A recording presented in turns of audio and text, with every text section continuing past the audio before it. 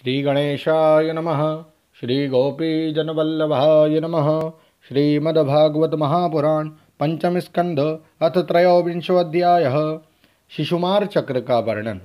श्री सुखदेव जी कहते हैं, राजन, सप्तऋषियों से 13 लाख योजन ऊपर ध्रुव लोक है। इसे भगवान विष्णु का परम पद कहते हैं। यहाँ उत्तानपाद के पुत्र परम भगवत भक्त ध्रुव जी विराजमान है। अग्नि, इंद्र, प्रजापति, कश्यप और धर्म, ये सब एक साथ अत्यंत आदरपूर्वक इनकी प्रदक्षिणा करते रहते हैं। अब भी कल्प पर्यंत रहने वाले लोक इन्हीं के आधार स्थित इनका इस लोक का प्रभाव हम पहले चौथे स्कंद में वर्णन कर चुके हैं। सदा जागते रहने वाले अव्यक्त गति भगवान काल के द्वारा जो ग्रह नक्षत्र आदि ज्योतिर्गण निरंतर घुमाए जाते हैं, भगवान ने ध्रुव लोक को ही उन सब के आधार स्तंभ रूप से नियुक्त किया है। अतः ये एक ही स्थान में रहकर सदा प्रकाशित होता है। जिस प्रकार दाएं चलाने के समय अनाज को खुदने वाले पशु छोटी, बड़ी और मध्यम रस्सी में बंधकर क्रमशः निकट, दूर और मध्य में रहकर खंभे के चारों ओर मंडल बांधकर घूमते रहते हैं, उसी प्रकार सारे नक्षत्र और ग्रहगण बाहर भीतर के क्रम से इस काल चक्र में नियुक्त होकर ध्रुवलोक का ही आश्रय लेकर वायु की प्रेरणा से कल्प के अंत तक घूमते रहते हैं। जिस प्रकार मेघ और वाज आदि पक्षी अपने कर्मों की सहायता से वायु के अधीन रहकर आकाश में उड़ते रहते हैं, उसी प्रकार ये ज्योतिर्गण भी प्रकृति और पुरुष के संयोगवश अपने अपने कर्मों के अनुसार चक्कर काटते रहते हैं, पृथ्वी पर नहीं गिरते। कोई कोई पुरुष भगवान की योग माया के आधार पर स्थित इस ज्योतिष चक्र का शिशुमार सूंस के रूप में वर्णन करते हैं। यह शिशुमार कुंडली मारे हुए है और इसका मुख नीचे की ओर है। इसकी पूंछ के सिरे पर ध्रुव स्थित है। पूंछ के मध्य भाग में प्रजापति, अग्नि, इंद्र और धर्म है। पूंछ की जड़ में धाता और विधाता है। इसके कटि प्रदेश में सप्तऋषि है। यह शिशुमार दाहिनी ओर को सिकुड़ कर कुंडली मारे हुए है।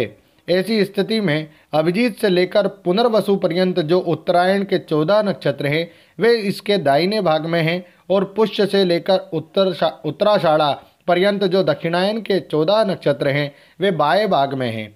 लोक में भी जब शिशुमार कुंडलाकार होता है, तब उसके दोनों ओर के अंगों की संख्या समान रहती है। उसी प्रकार यहाँ नक्षत्र संख्या में भी समानता है।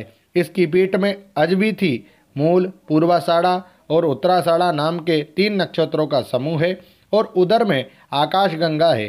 राजन, इसके दाहिने और बाएं कटी तटों में पुनर्वसु और पुष्य नक्षत्र है। पीछे के दाहिने और बाएं चरणों में आर्द्रा और आश्लेषा नक्षत्र है, तथा दाहिने और बाएं नथुनों में क्रमशः अभिजीत और उत्तराषाढ़ा है। इसी प्रकार दाहिने और बाएं नेत्रों में श्रवण और पूर्वाषाढ़ा एवं दाहिने और बाएं कानों में धनिष्ठा और मूल नक्षत्र है। मघा आदि दक्षिणायन के 8 नक्षत्र बाईं पसलियों में और विपरीत क्रम से मृगशिरा आदि उत्तरायण के 8 नक्षत्र दाहिनी पसलियों में है। शतभिषा और ज्येष्ठा, ये 2 नक्षत्र क्रमशः दाहिने और बाएं कंधों की जगह है। इसकी ऊपरी की थुतनी में अगस्त, नीचे की थोड़ी में नक्षत्र रूप यम, मुखों में मंगल, लिंग प्रदेश में शनि, ककुद में बृहस्पति, छाती में सूर्य, हृदय में नारायण, मन में चंद्रमा, नाभि में शुक्र, स्तनों में अश्विनी कुमार, प्राण और अपान में बुध, गले में राहु, समस्त अंगों में केतु और रोमों में संपूर्ण तारागण स्थित है। राजन, यह भगवान विष्णु का सर्वदेवमय स्वरूप है। इसका नित्य प्रति सायंकाल के समय पवित्र और मौन होकर दर्शन करते हुए चिंतन करना चाहिए, तथा इस मंत्र का जप करते हुए भगवान की स्तुति करनी चाहिए। संपूर्ण ज्योतिर्गणों के आश्रय कालचक्र स्वरूप सर्वदेवाधिपति परम पुरुष परमात्मा का हम नमस्कार पूर्वक ध्यान करते हैं। ग्रह, नक्षत्र और ताराओं के रूप में भगवान का आदि देविक रूप प्रकाशित हो रहा है। वह तीनों समय उपर्युक्त मंत्र का जप करने वाले पुरुषों के पाप नष्ट कर देता है। जो पुरुष प्रातः, मध्याह्न और सायं तीनों काल उनके इस आदिदेविक स्वरूप का नित्य प्रति चिंतन और वंदन करता है, उसके उस समय किए हुए पाप तुरंत नष्ट हो जाते हैं। ओम नमो भगवते वासुदेवाय।